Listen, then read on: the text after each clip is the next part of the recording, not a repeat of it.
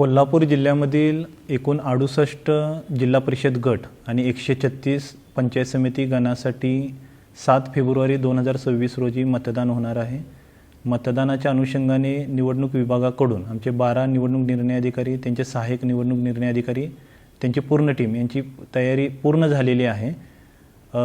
एकूण 2691 मतदान केंद्रावरती आपल्या 15,000 पेक्षा जास्त मतदान कर्मचाऱ्यांनी अधिकाऱ्यांच्या माध्यमातून मतदान प्रक्रिया पार पाडली जाणार आहे।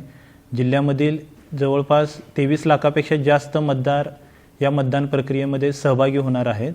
तर माझं कोल्हापूर जिल्ह्यातील सर्व मतदारांना, ग्रामीण भागातील सर्व मतदारांना नम्र आव्हान आहे, 7 फेब्रुवारी 2026 रोजी सकाळी 7:30 ते सायंकाळी 5:30 या वेळेमध्ये मतदान होणार आहे।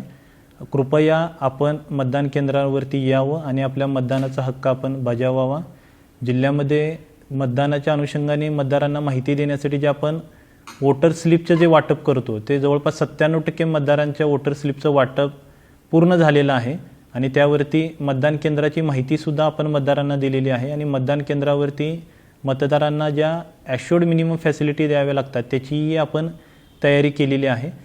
आणि 7 फेब्रुवारी रोजी मतदानाच्या दिवशी ग्रामीण भागामध्ये सुट्टीसुद्धा निवडणूक विभागामार्फत जाहीर करण्यात आलेली आहे।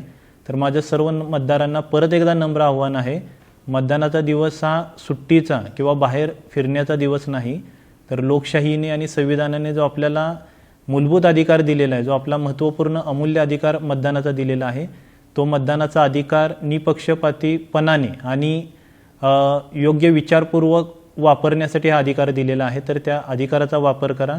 प्रत्येक निवडणुकीमध्ये लोकसभा, विधानसभा, नगरपालिका, महानगरपालिका निवडणुकीमध्ये कोल्हापूर जिल्ह्यामधील मतदानाची टक्केवारी ही आघाडीवरती राहिलेली आहे। तर या निवडणुकीमध्ये सुद्धा आपल्या हायेस्ट मतदानाच्या टक्केवारीचा रेकॉर्ड तसाच ठेवूया आणि सर्वांनी 100% मतदारांनी मतदान केंद्रावरती येऊन मतदान प्रक्रियेमध्ये सहभागी होऊन लोकशाही सुदृढ होण्यासाठी सहभागी होऊया, ही एक विनंती मी सर्वांना करतो। आणि सर्व निवडणूक यंत्रणा ही निवडणूक प्रक्रिया निष्पक्ष वातावरणात, पारदर्शक वातावरणात आणि मतदारांना चांगला अनुभव देण्याच्या अनुषंगाने, काम करण्याच्या अनुषंगाने सज्ज झालेली आहे। मतदारांनी सुद्धा समोर यावं। धन्यवाद।